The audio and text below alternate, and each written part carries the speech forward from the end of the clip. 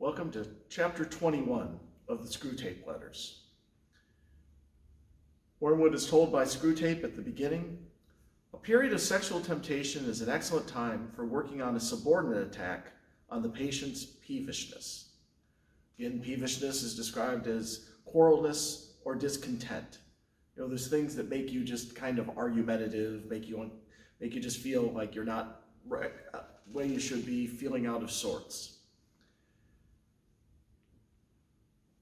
Wormwood is told, men are not angered by mere misfortune, but by misfortune conceived as injury.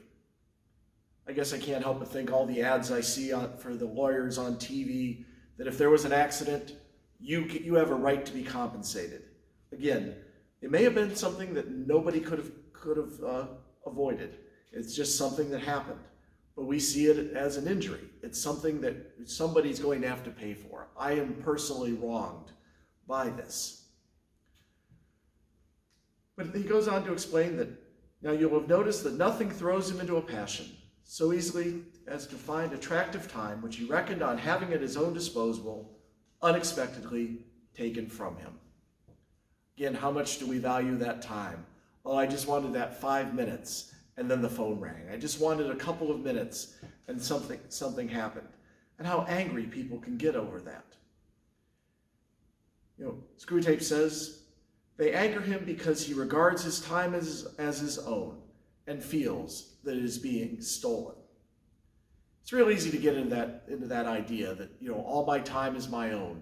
It's there for me. I get to use it exactly the way I want.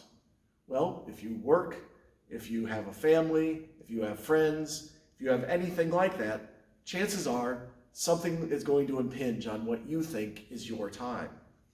Really you kind of realize that when you see it with other people, it's really our time. I think I'm reminded of the quote, if I remember right, it was, I think, John Lennon who had the line that says, life is what happens when you're making other plans. Again, sometimes we just have those plans, but then other things happen. Things get in the, quote unquote, get in the way, but the things happen and we have to take care of them. And many times we find the things that we have to do versus what we wanted to do are actually more fulfilling than what we were expecting to do for that day. But Wormwood is told, you have a delicate task. The assumption with which you want him to go on making is so absurd, if once it is questioned, we cannot even find a shred of argument in its defense. Again, the whole idea that we own time, that the time belongs to us, is really just rather an absurd thing. As Screwtape is told, or as Wormwood is told, the man can neither make nor retain one moment of time. It all comes to him by pure gift. He might as well regard the sun and moon as his chattels. Might as well say that you own everything as to say that you own time. Screwtape does note, if the enemy appeared to him in bodily form and demanded that total service, even for one day, he would not refuse. He'd be greatly relieved if that one day involved nothing harder than listening to the conversation of a foolish woman. We often think about that idea that, we're willing to jump in front of a bus to save another person. We're able to make those big and those bold gestures. But if God asks us to do the little ones, the things that take a little bit of our time, the things that are not so big and so bold, kind of those everyday things, sometimes we start again to feel as if our time is being taken from us. Screwtape goes on to say, the humans are always putting up claims to ownership, which sounds equally funny in heaven. Man's belief that they own their bodies, those vast and perilous estates, pulsating with the energy that made the worlds, which they find themselves without consent, and from which they are ejected at the pleasure of another. Again, we run into this whole idea, it's so much this is part of that pro-choice argument that people own their bodies. We have absolute ownership over any part of our body. But again, even noting the fact that the idea that a child in the mother's womb is merely a part of her own body is an entirely erroneous idea. We start to think of ourselves as, this is all about me. I own my body. I get to do with it as I want as well. And that usually leads into some sort of decadence if it makes me happy, whether it's sexually, whether it's food, whether it's drink, whatever it is, I get to do it. We fail to see that we have stewardship of our bodies. God has given us our bodies, not as owners, but as stewards, to take care of them. Because one day these bodies do make a difference, as we will take the form of this body, the glorified form, into eternal life. Wormwood is told, we produce this sense of ownership not only by pride, but by confusion.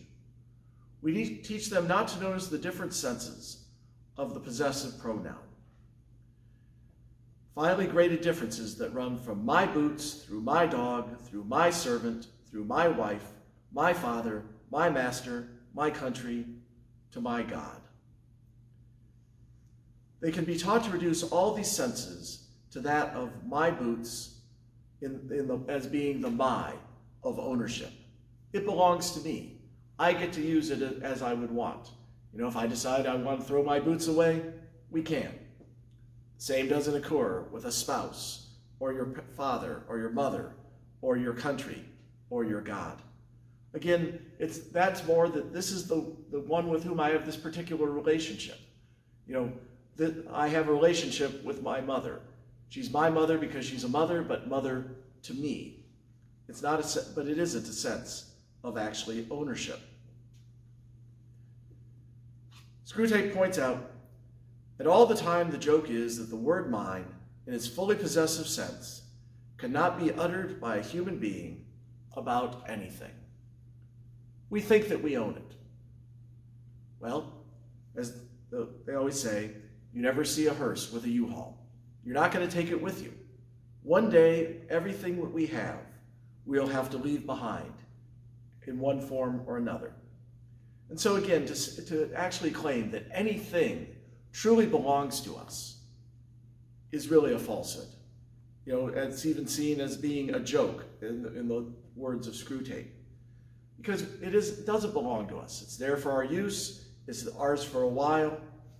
We get to use it for a period of time. But ultimately, we don't own anything. The only things that we take with us are the good things we do in life.